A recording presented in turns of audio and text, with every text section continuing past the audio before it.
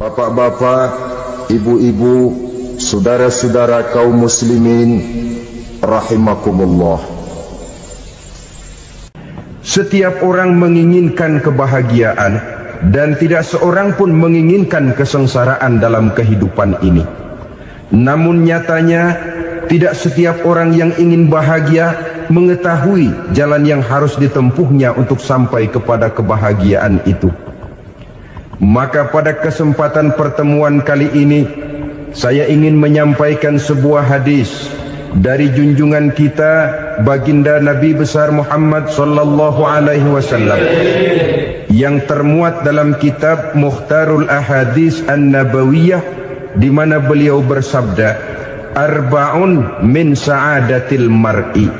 Ada 4 perkara yang merupakan tanda dari orang bahagia. Saya mau tanya, di antara saudara-saudara yang hadir di sini, apa ada yang kepengen jadi orang sengsara? Ya. Seluruhnya tentu ingin mendapatkan kebahagiaan. Maka menurut resep dari Nabi kita, tanda orang bahagia itu 4. Jadi kalau saudara ingin bahagia, harus mempunyai 4 perkara ini. Yang pertama, orang bahagia itu kata Nabi, darun wasi'un, punya rumah biar bagus asal gede. Enak ngaturnya daripada sudah punya rumah kecil adanya di pinggir kali, gubuk, kalau hujan bocor miring lagi, kiamat. Loh, kalau gitu Islam materialis dong. Hadis ini boleh diartikan dengan makna hakiki, arti yang sebenarnya, boleh diartikan dengan makna majazi, arti kiasan. Kalau dia diartikan dengan arti kias, maka yang dimaksud darun wasi'un ay qalbun wasi'un, rumah yang luas tidak lain daripada hati yang lapang. Karena di situ kunci kebahagiaan yang sebenarnya. Walaupun kita cuma tinggal di petak berukuran 2 kali 3 meter, kalau hati kita luas-luas rasanya rumah itu. Tapi biar rumah kita halamannya saja puluhan ribu hektar, ada kolam renangnya, kamar tidurnya tidak lagi terhitung. Kalau hati yang menempati rumah itu sempit, maka akan terasa sempit jugalah rumah itu. Tempat bergantungnya tidak lain adalah hati. Marilah kita mencoba melihat berbagai pandangan orang tentang bahagia ini. Ada orang menyangka bahwa bahagia itu kalau dia mendapatkan harta yang sebanyak-banyaknya. Siapa yang banyak harta, dialah raja. Apa yang dia mau, seluruhnya bisa dibeli. Keamanannya, dia bisa menyewa petugas. Seluruh fasilitas untuk menyenangkan kehidupannya bisa dibeli. Pendeknya, hartalah segala-galanya dalam kehidupan. Sampai ada pepatah mengatakan, innad darahima fil amakini kulliha taksur rijala mahabatan wa jalala. Sesungguhnya harta, dinar, dirham, uang, di mana-mana selalu bikin hebat orang yang memilikinya. Coba lihat, orang yang punya duit sama yang enggak punya duit, jangan gaya hidupnya, gaya jalannya aja lain. Wahia lisanun liman arada fasahatan, wahia silahun liman arada qitala. Uang adalah senjata yang paling ampuh bagi orang yang mau pergi perang, dan lidah yang paling fasih bagi orang yang mau bicara. Kalau bicara dengan lidah macet, cobalah bicara dengan harta, lancar. Sampai ada pepatah demikian, segalanya bisa diatur dengan harta. Maka di kalangan orang yang berpandangan semacam itu, seluruh kegiatan hidupnya hanya terfokus kepada bagaimana mengumpulkan harta yang sebanyak-banyaknya. Tidak peduli halal haram, tidak kenal sore pagi siang dan malam, tidak sempat sujud, jauh dari agama, jauh dari kehidupan yang bersifat ruhaniyah, jauh dari Allah dan sebagainya. Sampai dalam Al-Quran dikelompokkan dalam kelompok yang dinamakan lumazah. allazi jama'a malahu wa 'addadah yahsabu anna malahu akhladah. Mereka mengumpul-ngumpulkan harta sebanyak-banyaknya dan menyangka bahwa harta yang banyak itu dapat mengekalkan hidupnya, mengekalkan kekayaannya, mengekalkan kebahagiaannya. Saudara hadirin yang berbahagia, kalau pandangan hidup ini benar, artinya kalau harta memang merupakan satu-satunya hal yang dapat membuat orang bahagia, tentu di rumah mewah tidak akan pernah ada tangis derita.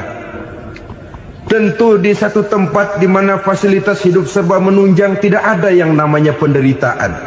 Tapi suka dan duka, sedih dan gembira, senyum dan tawa adalah milik setiap orang, baik dia punya harta maupun dia tidak punya harta.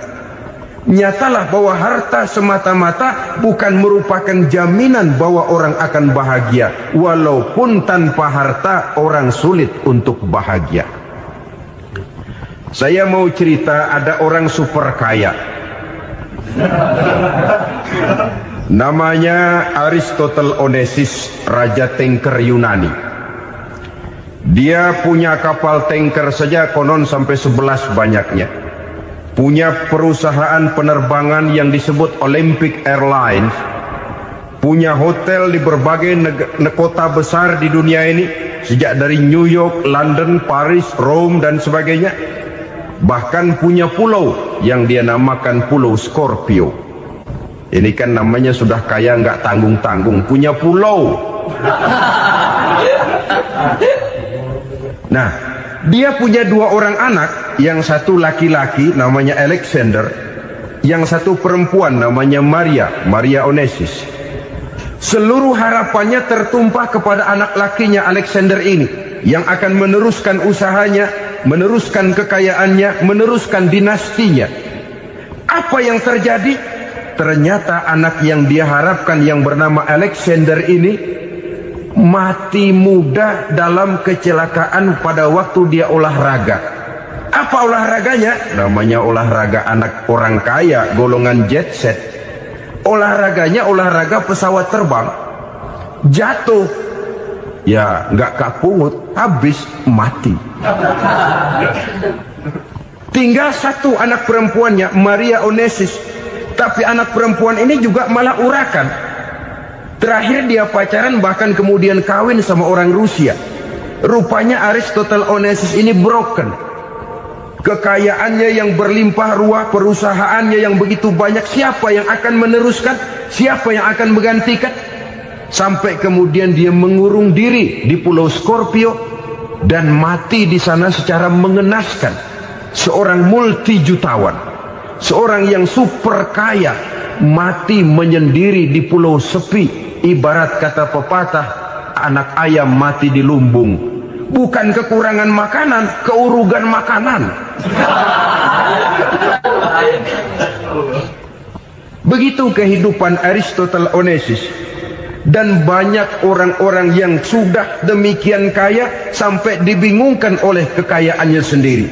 Telusurilah kehidupan David Rockefeller misalnya, Henry Ford misalnya, Adnan Khashoggi misalnya.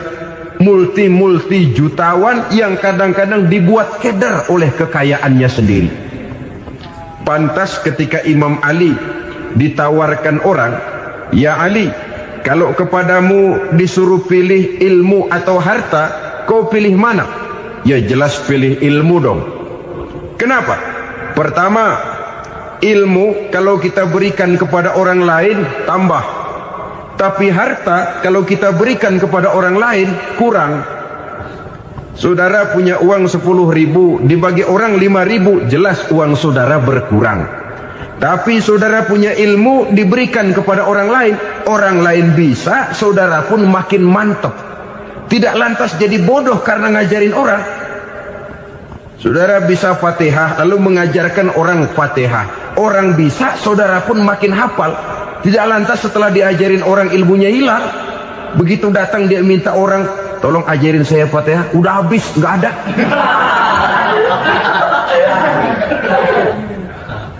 Yang kedua kata Imam Ali, Ilmu menjaga kita, kalau harta kita yang harus jaga. Makin banyak ilmu, makin terpelihara diri seharusnya. Tetapi makin banyak harta, makin bingung kita jaganya. Sampai kadang-kadang kalau perlu seluruh keliling rumah dipasangi alarm. Belum cukup disewakan anjing besar-besar, pasang di depan pintu, awas anjing galak. Masih belum cukup juga, cari centeng tukang-tukang kepruk jaga rumah. Masih terasa belum aman, padahal rumahnya dikelilingi tembok besar. Di balik tembok ada pintu-pintunya tebal. Di balik pintu itu terbuka masuk kamar, kamar pun ada pintunya, pintunya pun kuat. Masuk ke dalam kamar ada lemari, lemarinya pun pintunya kuat, dikunci, kuncinya pun kuat. Tapi terhadap seluruhnya yang timbul cuma sekedar was-was saja. Kesimpulannya sekali lagi, tanpa harta orang memang sulit untuk bahagia. Tapi harta semata-mata tidak merupakan jaminan orang akan bahagia. Dengan hati yang luas, itu modal utama untuk mencapai kebahagiaan hidup. Orang yang hatinya luas, saudara-saudara, punya hati yang lapang, melihat kenyataan hidup ini, dia bersyukur senantiasa kepada Allah. Lantas tidak timbul hasud dan iri hatinya. Oleh karena itu, jiwanya selalu lapang. Kalau tidak, cupik hati namanya. Dangkal pandangan, tidak senang melihat orang lain dapat nikmat, dan itu sering dijadikan contoh. Kalau orang yang lapang dada, dia lihat tetangganya beli TV baru, dia berkata, alhamdulillah ya, tetangga kita beli TV, mudah-mudahan kita bisa ikut nonton. Lapang dadanya. Tapi orang yang sempit hati, lihat tetangga beli televisi, meriang. Enggak diapa-apain, meriang. Besoknya dengar tetangga beli motor, makin sakit, ke rumah sakit. Lalu di rumah sakit dengar tetangganya beli mobil, mati. Disiksa oleh perasaannya sendiri. Orang kalau hati sudah sempit dalam hidup, kemanapun dia pergi, sempit rasanya medan kehidupannya. Kemudian kita melihat juga ada orang yang menilai bahwa bahagia itu katanya kalau punya kedudukan yang tinggi, pangkat yang agung, wibawa yang besar. Mungkin betul, tapi mungkin juga tidak. Bergantung kepada hati orang yang punya pangkat itu. Sama dengan harta tadi. Harta akan membawa bahagia kalau dia jatuh ke tangan orang yang berhati lapang. Tapi harta akan jadi bencana kalau jatuh ke tangan hati orang yang sempit. Pangkat akan membawa bahaya kalau jatuh di tangan hati orang yang sempit. Lebih dari itu, kenyataan mengajarkan kepada kita bahwa ternyata pangkat dan jabatan tidak selamanya memberikan kebahagiaan dalam kehidupan. Bahkan resikonya kelewat besar. Beberapa bukti kita bisa ambil dari para pemimpin dunia yang menjadi korban lantaran pangkat dan jabatan yang disandangnya. Saudara ingat Presiden Abraham Lincoln dan John Kennedy dari Amerika? Dibunuh orang. Park Chung-hee dari Korea Selatan, Ziaur Rahman dari Bangladesh, Anwar Sadat dari Mesir, terakhir Indira Gandhi dari India, menjadi korban dari pangkat dan jabatan yang disandangnya dari orang-orang yang tidak senang dia memegang jabatan itu. Dia akan mudah mengundang bencana. Sehingga pantas kalau seorang presiden terkemuka Amerika, Harry Truman namanya, dia mengatakan jabatan presiden itu, kata dia, seperti orang nunggang macan, naik macan. Harus kita taiki, kalau enggak dia bakal nerekam kita, ngeri katanya.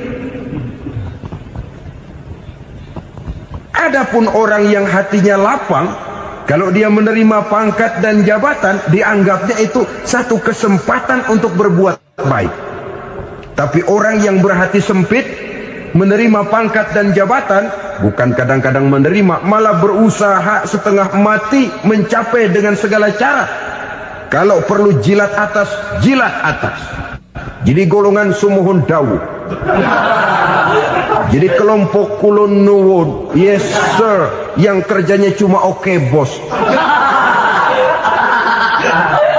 Kalau perlu jilat atas, jilat atas. Kalau perlu injak yang bawah, injak yang bawah.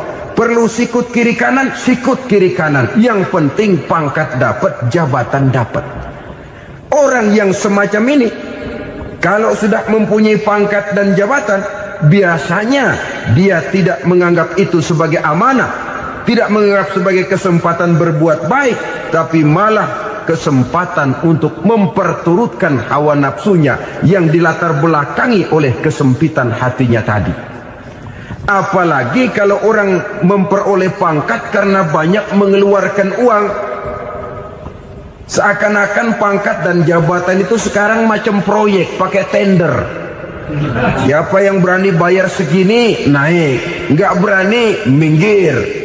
Padahal logikanya, kalau orang mencapai satu jabatan karena banyak mengeluarkan uang, hampir bisa dipastikan bahwa setelah jabatan itu dia pegang, langkah pertama yang akan dilakukannya ialah berusaha bagaimana uang yang dia keluarkan supaya kembali. Ya paling kurang pulang modal dulu dong. Soal mikirin rakyat soal nanti, tapi ini modal harus pulang. Itu celakanya kalau orang memperoleh pangkat dan jabatan cuma karena banyak mengeluarkan uang.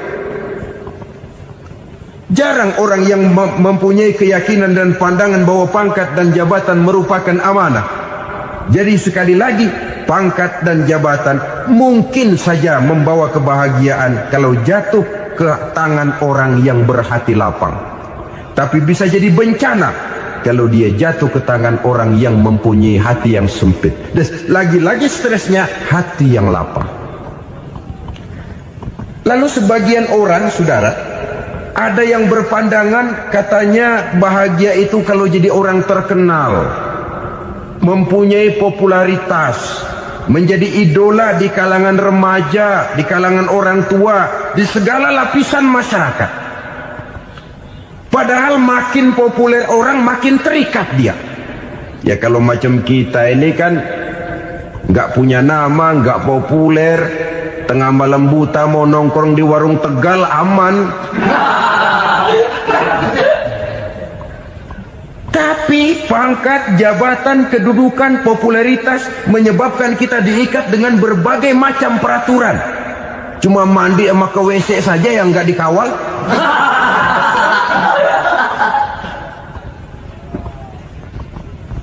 Benarkah popularitas, ketenaran membawa kebahagiaan? Mungkin, ya, tapi mungkin juga tidak. Kenapa? Banyak orang-orang populer yang mengakhiri hidupnya secara tragis. Kita ambil beberapa nama. Di Amerika tahun 60-an ada bintang seksi paling terkenal yang dijuluki sex bomb, bom seksi. Sampai sekarang jadi legenda, namanya Marilyn Monroe. Singkatan dobelnya itu inisialnya MM, Marilyn Monroe. Terkenal, top, sampai dia mati tahun 62, namanya sekarang masih saja dibicarakan orang. Kenapa dia bunuh diri? Tidak punya hartakah dia? Banyak. Kurang populerkah dia? Seluruh dunia mengenalnya. Sejak rakyat kecil sampai pejabat tinggi dia punya hubungan. Kenapa? Jenuh. Dia terlahir dalam keadaan yatim. Setelah itu tidak lama dia berangkat remaja, ibunya meninggal.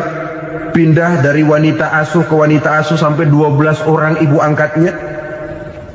Dan kekecewaan yang paling parah, setiap laki-laki yang dekat dengannya hanya seperti kapal berlabuh.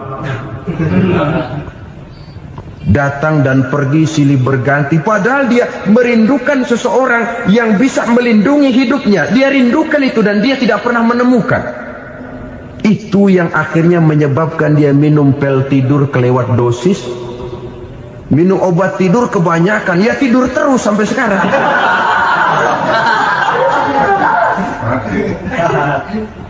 Dia mengakui Saya telah memiliki ketenaran, tapi saya tidak pernah hidup dalam ketenaran itu. Saya pandai main sandiwara, tapi saya ingin hidup dalam alam yang real sebagaimana umumnya orang. Itu yang dia rindukan.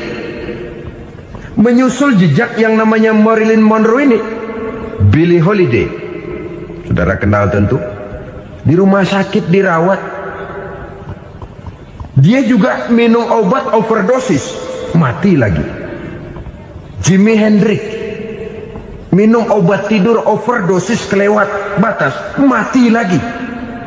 Lalu yang menghanyutkan diri di danau, Janis Joplin dan Brian Jones. Ini orang-orang populer, orang-orang terkemuka yang mengakhiri hidup secara tragis, bukan karena tidak terkenal, mungkin karena sudah saking terkenalnya. Contoh paling belakangan, Bruce Lee. Wah, ini tukang-tukang kepruk tentu kenal siapa dia. Sampai sekarang pun tabir kematiannya masih merupakan misteri. Dan yang masih hidup juga menunjukkan gejala yang aneh. Michael Jackson, rumahnya di Beverly Hills itu dijaga sedemikian rupa, dan dia selalu curiga kepada setiap makanan harus steril, bersih dari segala macam kimia. Kemana dia pergi, itu tukang-tukang kepruk sudah selalu menjaga dan mengawal, dan dia seakan takut menunjukkan mukanya yang asli. Hingga kalau tampil ke tengah di luar show, dia kadang memakai pakaian yang tidak menunjukkan dia yang sebenarnya, takut dikenali orang.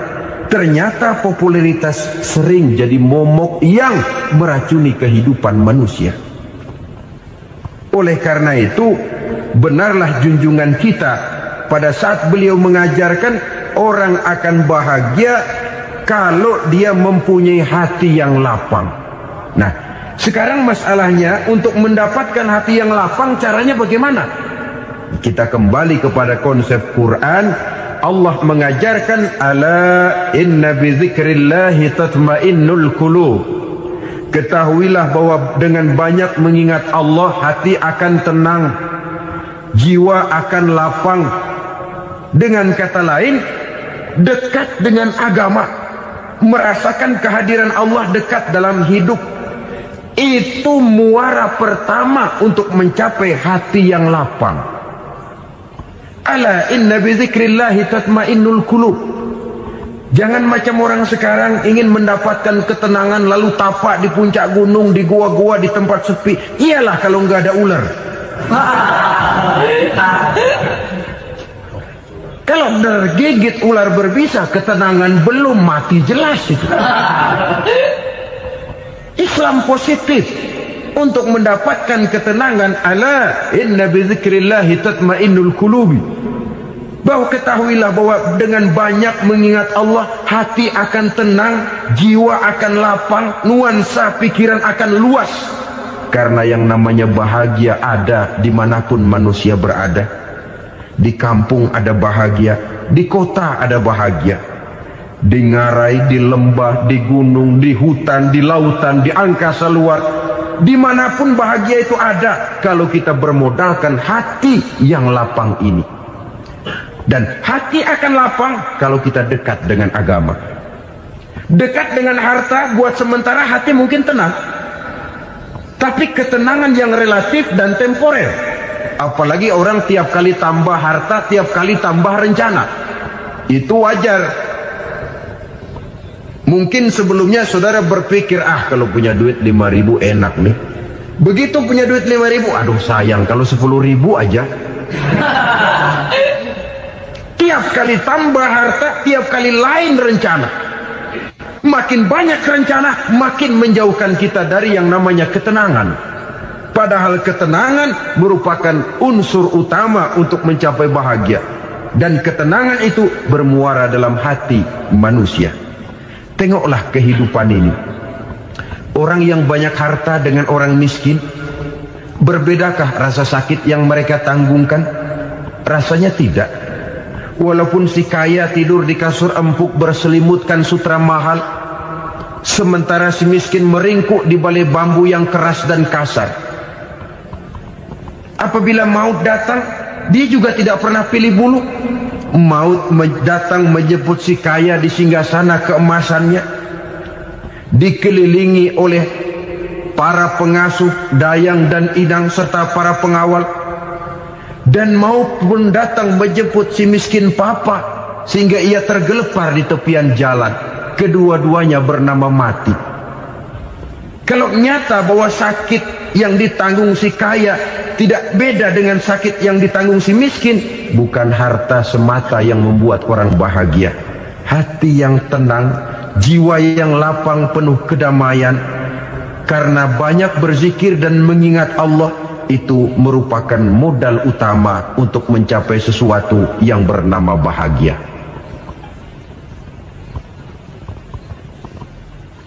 Saudara hadirin yang saya hormati, inilah yang pertama dari 4 ciri yang digambarkan oleh Nabi tentang tanda-tanda orang bahagia.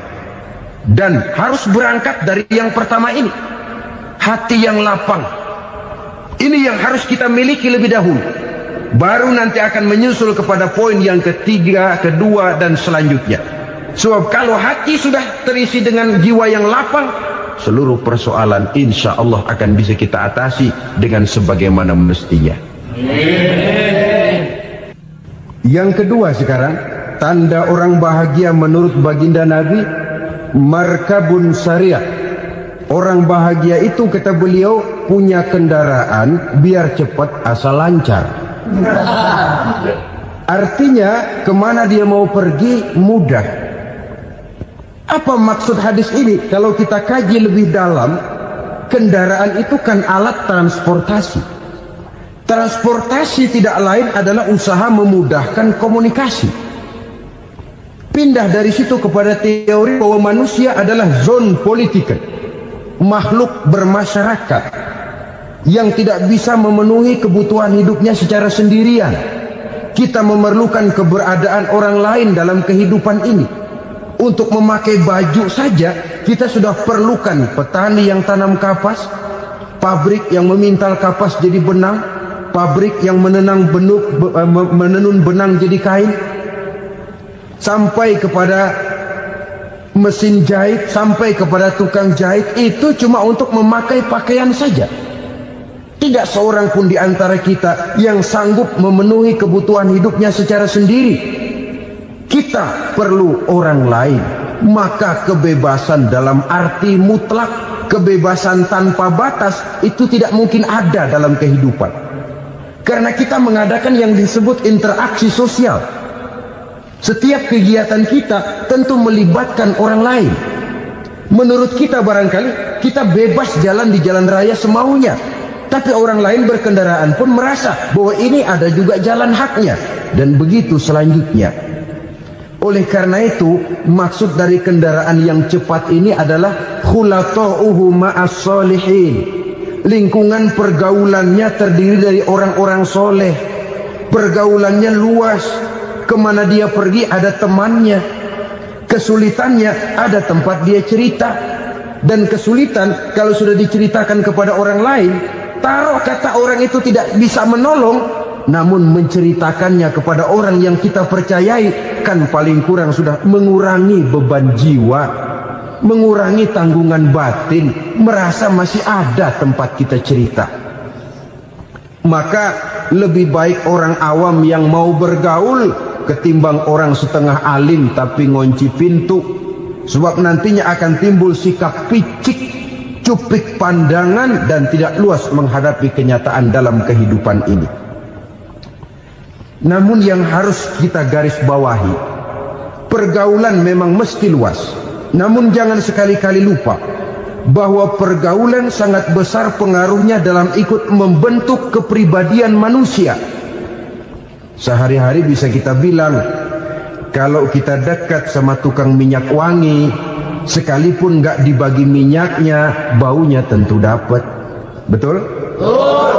Tapi dekat sama tukang elas, walaupun nggak kena apinya, asapnya mesti kena.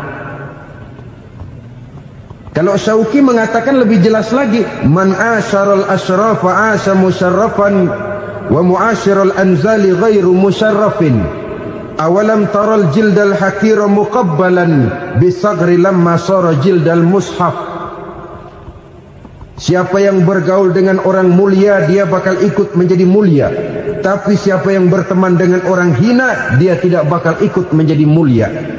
Tidakkah kau lihat, kata Syauqi, kulit kambing yang hina pun dicium orang ketika menjadi kantong Quran. Kulit kambing hina, kalau dia sendirian gak ada yang mau cium. Tapi begitu dia bergaul dengan Quran, menjadi kantong Quran, dipakein minyak wangi, ditaruh di tempat yang tinggi, mau diambil dicium dulu, dibawa dengan penuh hormat dan hati-hati. Kulit kambing yang hina lantaran berteman dengan Quran, numpang mujur. Tapi coba lihat kalau kulit kambing berteman dengan kayu, jadi beduk, habis. Zohor dikemplang, asar dipukul. Itu pun sedikit saja, cuma salah milih teman. Yang temannya Quran dihormati orang, yang temannya kayu lantaran jadi beduk, gelap-gelap subuh orang udah kemplangi.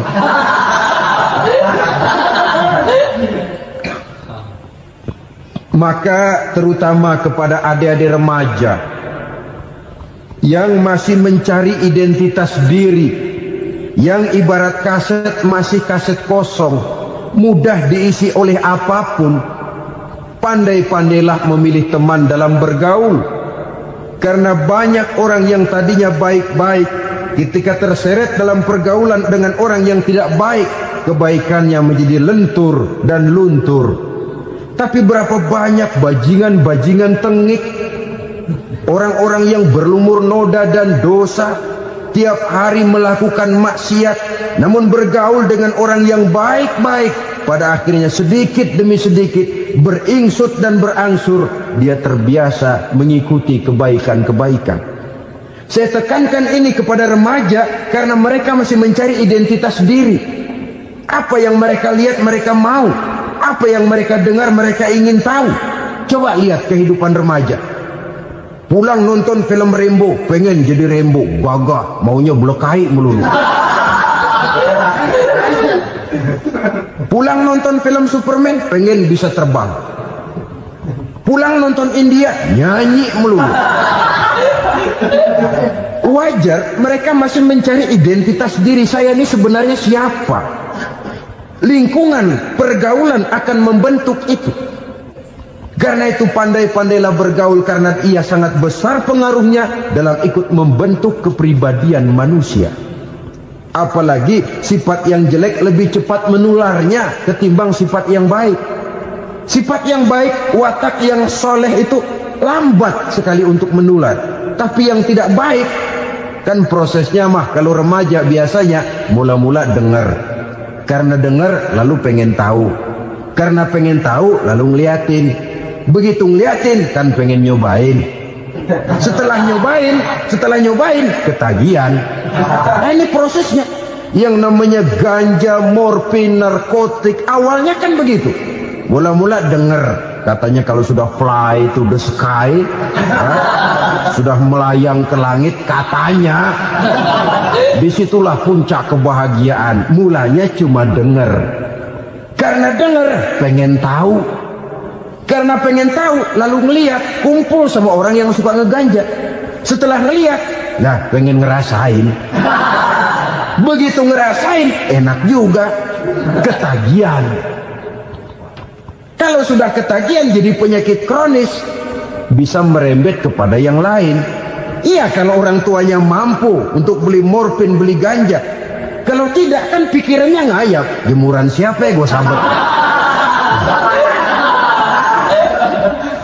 Timbullah perbuatan-perbuatan negatif yang bermula dari salah pergaulan. Apalagi buat adik-adik remaja yang tinggal di kota-kota besar, yang pengaruh budaya, pengaruh kesenian, pengaruh struktur kehidupan yang nampak makin individualistis, di mana persaingan tajam, tensi ekonomi tinggi, orang mudah mengalami stres. Pandai-pandailah dalam bergaul, sekali lagi, karena ia sangat besar pengaruhnya dalam ikut membentuk kepribadian manusia. Orang bahagia punya kendaraan yang cepat. Artinya punya pergaulan yang luas dan lingkungan pergaulannya terdiri dari orang-orang yang soleh. Kemana dia pergi? Ada teman. Kesulitannya ada tempat dia cerita. Tapi kalau sudah menyendiri, hidup sendiri, kesulitan dipikiri sendiri, bisa mati belum waktunya. Tidak ada tempat berbagi rasa, tidak ada tempat bercerita, tidak ada tempat mengurangi beban dalam kehidupan. Pantas betul kalau Islam sangat menggalakkan dan menganjurkan orang kalau sudah sampai waktunya itu untuk melangsungkan nikah. Kata Nabi, ya ma'syaras syabab man istata'a minkumul ba'at falyatazawwaj. Hai para pemuda, kalau sudah mampu memberi nafkah, kawinlah, nikahlah kamu. Kenapa? Sudah ada teman hidup, tempat berbagi rasa. Kesulitan kalau ada tempat cerita akan lebih ringan ketimbang kita telan sendiri, walaupun bobot kesulitannya sama beratnya. Saudara-saudara kaum muslimin rahimakumullah, inilah ciri yang kedua, punya kendaraan biar cepat asal lancar. Kemana kita mau pergi gampang. Dengan kata lain, setelah hati yang luas, pergaulan yang luas. Dua. Yang ketiga sekarang, tanda orang bahagia itu menurut Nabi, misbahun mudhi'un, punya lampu yang terang. Oh, itu enggak problem. Sekarang sudah zamannya listrik masuk desa, Pak. Lampu sudah terang semua. Betul, kalau itu yang dimaksud. Tapi tidak cuma itu. Karena lampu yang dimaksud di sini, lampu yang akan menerangi seluruh perjalanan hidup. Dan perjalanan hidup itu sudah dimulai sejak kita terlahir ke alam ini sampai masuk ke alam barzah, kumpul di padang mahsyar sampai ke akhirat. Lampu yang menerangi itu yang diperlukan. Kalau lampu, katakanlah yang paling top sekarang kan lampu jenis Mercury. Taruhlah itu di rumah kita, dia cuma menerangi rumah kita, menerangi hati pun tidak sanggup. Bila kita masuk ke alam barzah, alam kubur, sanggupkah si Mercury yang begitu terang menerangi alam barzah kita? Tidak sanggup lagi. Sanggupkah lampu yang ratusan watt, bahkan puluhan ribu watt menerangi kehidupan di padang mahsyar? Tidak akan sanggup lagi. Kalau demikian, yang dimaksud lampu yang terang di sini apa? Tidak lain amal soleh, kebajikan yang kita lakukan dalam hidup. Itu yang akan jadi lampu penerang. Di dunia nama kita akan terang. Jasad kita boleh hancur terkubur tanah, tapi nama kita akan dikenang orang. Begitulah kalau orang meninggalkan kebajikan dalam hidup seperti sekarang. Ribuan orang tiap saat berziarah ke kubur Imam Syafi'i, ke kubur Imam Malik, ke kubur Imam Ghazali, ke kubur orang yang baik-baik, orang yang soleh-soleh. Kebajikannya yang ditinggalkan, yang mengukir namanya dengan tinta emas. Sehingga saudara sudah terbaring di alam kubur, orang lewat, Allah, ini kuburannya Fulan bin Fulan, dulu ini kebaikannya Masya Allah, saya ikut merasakan. Mari kita mampir sebentar, kita Fatihah. Mohon disampaikan Allah pahalanya kepada almarhum. Al-Fatihah. Itu kalau orang baik-baik. Lalu saudara tanya, Pak, orang mati dikirimin Fatihah apa nyampe pahalanya? Saya jawab, kalau saudara nggak percaya, mati dulu dah. Nanti saya Fatihain, tungguin di sana. Umpama nggak sampai, balik lagi kemari. Sekarang ini kan maunya otak-otakan saja. Kalau nggak masuk otak, nggak percaya. Padahal alam gaib itu nggak bisa diotak-otakin. Sama saja dengan saudara pernah dengar cerita kapal Tampo Mas tenggelam kan? Pernah nggak? Di mana? Ya, di laut Masalembo. Begitu ke Tampo Mas tenggelam, ratusan penumpang itu terjun ke laut, dipermainkan gelombang, berjuang menghadapi maut itu. Orang lagi timbul tenggelam di lautan, dihantam ombak, kita tengokin pakai helikopter. Pak, lagi timbul tenggelam ya? Iya, tolongin. Jangan khawatir Pak, nih saya kirim intan Pak, harganya 10 juta. Kira-kira orang yang timbul tenggelam di laut seneng nggak? Tidak. Kan mahal toh intan 10 juta. Kenapa dia nggak senang? Karena intan 10 juta dalam kondisi seperti itu tidak sanggup menyelamatkan dia. Dia akan girang kalau dikirimin ban mobil bekas, dikirimin papan terentang atau bambu. Intan yang 10 juta dia nggak girang. Ban mobil bekas yang 1000 perak, tuh pegang, itu yang dia girang betul. Inilah sebabnya Nabi berkata, mal mayyitu fi qabrihi illa kal ghariqil mutaghawwis. Orang yang meninggal di alam kuburnya seperti orang timbul tenggelam di lautan. Yantaziru da'watan min ahli, menunggu doa dari keluarganya yang masih hidup. Duh, bapak saya sudah meninggal, saya sayang benar sama dia. Kirimin kulkas ke kuburannya Itu sama saja dengan tadi orang tenggelam di lautan dikirimi intan yang harganya 10 juta, tidak sampai. Begitulah kalau kebajikan yang kita tinggalkan dalam hidup, sudah mati pun kubur kita masih diziarahi orang. Tapi kalau jahat yang kita tinggalkan, boro-boro lah orang mau doa lewat dekat kuburan kita juga serem. Tuh bajingan no, dulu mati dipendem di situ tuh. Jangan lewat situ, ntar kesurupan, jangan. Lewat saja orang ngeri. Konon lagi membacakan Fatihah dan mengirimkan doa. Hidup pada hakikatnya adalah kesempatan untuk berbuat baik. Maka sekali kesempatan itu diberikan, manfaatkan dengan sebaiknya. Sebab kesempatan kedua tidak akan pernah ada. Kesempatan berbuat baik di sini, di akhirat sudah pembalasan namanya. Sekali kesempatan itu dicabut, dia tidak akan pernah dikembalikan lagi. Kata Iqbal, hidup tidak mundur ke belakang, Bung. Berhenti diinjak orang, mundur hancur. Tidak ada kata mundur dalam hidup ini. Berhenti diinjak orang, mundur kecebur. Tidak ada kata lain. Harus maju dalam kehidupan, dalam artian yang positif. Hidup adalah kesempatan untuk mengumpulkan kebajikan yang sebanyak-banyaknya. Di situ nilai daripada manusia. Sekarang ini memang nggak kelihatan kok, orang yang banyak pahala sama yang banyak dosa nggak kelihatan kok. Barangkali kalau habis bikin dosa palanya pada benjol, mungkin orang takut sama dosa. Tapi sekarang sama saja, orang yang banyak dosa dengan yang nggak banyak dosa jalan bareng dari belakang, sama, nggak kelihatan beda. Tapi ada waktunya di mana pahala memegang peranan, di mana dosa diperlihatkan. Sama saja kalau kita bawa mobil siang, lampu kan nggak begitu berfungsi. Apa lalu bilang, alah ini lampu berat-beratin, copot-copotin aja dah. Tidak perlu begitu. Kenapa? Pada suatu saat malam senja akan datang. Bila matahari terbenam, senja pun datang, gelap mulai merayap, disitulah baru terasa perlunya lampu. Pahala begitu. Sekarang orang yang nggak ada pahalanya nggak kelihatan dalam kehidupan. Tapi pada suatu saat senja kehidupan akan datang. Ajal merenggut nyawa, malam merayap, dan hidup mulai diliputi kegelapan di alam barzah. Dikala itu kalau nggak punya lampu, alangkah malangnya kita. Sebab amal yang baik, kata Nabi, di alam barzah itu akan diciptakan menjadi perempuan yang cantik menemani kita. Amal yang jahat akan menjadi orang yang paling jelek nemenin kita. Sudah di tempat gelap yang nemenin jelek.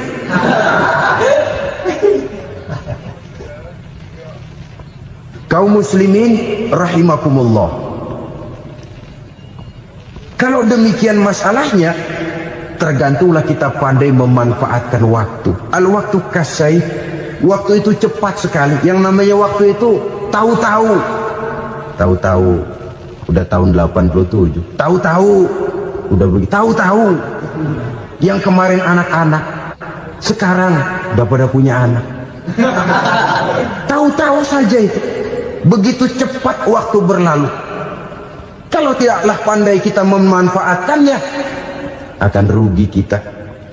Nabi bersabda, man kana yaumuhu khairun min amsihi fahuwa rabih. Barang siapa yang hari ini lebih baik daripada hari kemarin, itu orang untung. Hari ini lebih baik daripada kemarin. Bulan ini lebih baik dari bulan kemarin, tahun ini lebih baik dari tahun kemarin. Itu orang yang beruntung. Tahun kemarin sembayangnya maghrib doang, sekarang udah tambah isya. Tahun kemarin cuman Idul Fitri aja ngancem bener, sekarang udah tambah Jumat, lalu tambah lagi maghrib, tambah lagi isya, dan selanjutnya. Hari ini lebih baik daripada kemarin. Itu orang yang beruntung. Wa man kana yaumuhu mithlu amsihi fahuwa khasir. Lalu barang siapa yang hari ini sama saja dengan hari kemarin, itu orang rugi. Hari ini sama dengan kemarin, rugi itu. Bulan ini begitu, bulan kemarin begitu, tahun ini begitu, tahun lalu juga begitu. Rugi itu orang. Rugi apa? Rugi umur. Umur tambah, amalan gak pernah tambah. Dan saya pikir lebih merupakan azab ketimbang nikmat kalau orang dikasih panjang umur cuma untuk numpuk dosa. Mending mana? Panjang umur banyak dosa sama pendek umur dikit dosa? Mending mana? Mending mana? Ya, paling mending tentu panjang umur banyak pahala. Tapi kalau tidak, sekali lagi, lebih merupakan azab ketimbang nikmat kalau orang diberikan panjang umur tapi cuma untuk sekedar menumpuk dosa. Kehilangan kesadaran bahwa dunia bukan terminal akhir dari satu perjalanan. Dia cuma halte di mana kita berhenti sebentar untuk menuju kepada terminal yang hakiki. Saudara-saudara kaum muslimin rahimakumullah, inilah lampu yang akan menerangi kehidupan, amal yang kita lakukan di dalam kehidupan. Jadi yang dimaksud dengan lampu yang terang, kebajikan yang kita kerjakan dalam hidup. Nah, setiap orang di awal tadi saya bilang ingin bahagia. Bahagia itu kan hakikatnya kumpulan senang dan selamat. Senang, selamat. Apa bedanya? Senang tapi tidak selamat, nggak bahagia. Selamat tapi nggak senang, nggak bahagia orang. Contoh, kalau orang korupsi, duitnya banyak, senang dia, tapi keselamatannya. Ada tentara baris di samping rumahnya udah bingung, padahal tentara latihan. Tentara cuma latihan, dia bingung.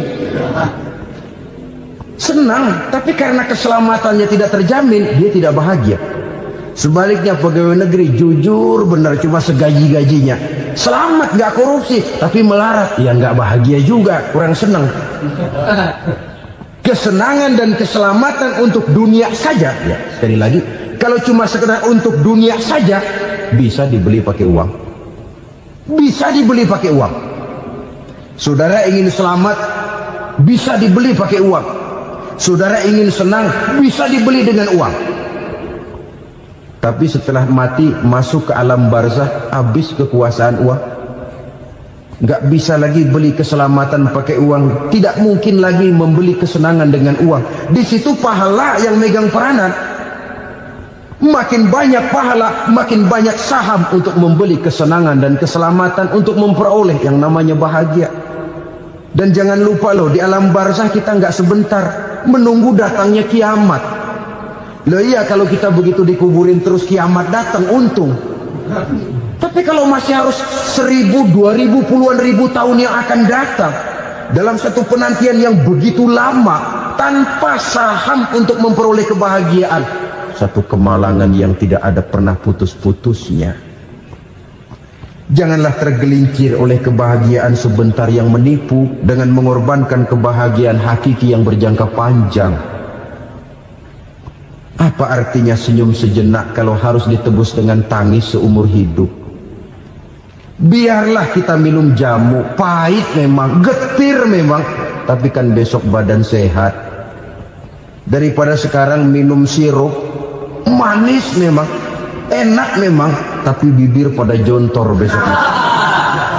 Sirawan, batuk, nggak karu-karuan. Banyak orang tertipu oleh kesenangan yang sebentar. Padahal laisa kullu ma yalma'u zahaban. Belum tentu semua yang berkilat itu emas. Belum tentu semua yang gemerlap itu intan. Karena itu, marilah manfaatkan kesempatan yang diberikan Allah ini untuk mengumpulkan kebajikan yang sebanyak-banyaknya. Yang terakhir sekarang, yang keempat, tanda orang bahagia kata Nabi. Zaujatun salihah. Orang bahagia itu tanda yang keempat kata Nabi, punya istri biar cakep asal taat. Sudah surga itu, cakep taat. Istri kayak gitu, kalau belum mati jangan dikuburin dulu. Sudah cakep taat lagi. Tapi kadang-kadang enggak, udah jelek ngadat melulu. Apa yang mau dipilih? Sebab itu Quran mengatakan istri pakaian untuk suami, suami pakaian untuk istri. Kenapa suami istri diibaratkan pakaian? Alangkah tingginya gaya bahasa Quran ini. Suami istri teman hidup, hidup perjalanan panjang. Sejak kita dalam rahim sudah ada hidup kan di sini. Sampai ke alam dunia, masuk ke alam barzah, kumpul di padang mahsyar, sampai menuju akhirat, itu perjalanan hidup. Carilah istri atau suami teman hidup yang membawa manfaat tidak hanya kehidupan di dunia ini, sampai di alam barzah, sampai di padang mahsyar. Suaminya mungkin meninggal lebih dulu atau istrinya mungkin meninggal lebih dulu, tapi suami atau istri yang masih hidup berbuat kebajikan. Suami saya meninggal, ada hartanya, saya sedekahkan, niat pahala untuk almarhum suami saya. Ini teman hidup, tidak dibatasi dan tidak bisa dipisahkan oleh maut sekalipun. Zohirnya mungkin pisah, badannya mungkin pisah, tapi hatinya, jiwanya, kebersamaannya dalam menghadapi kehidupan. Karena itu saudara-saudara, bahasa Quran indah. Suami istri diibaratkan seperti pakaian. Apa fungsi pakaian? Pertama, pakaian jadi kebanggaan. Artinya suami harus menjadi kebanggaan istri, istri harus jadi kebanggaan suami. Yang kedua, pakaian itu kan fungsinya menutup aurat. Artinya sesama suami istri harus saling menjaga kekurangan masing-masing. Jangan malah sesama suami istri saling membongkar rahasia dan aibnya sendiri-sendiri.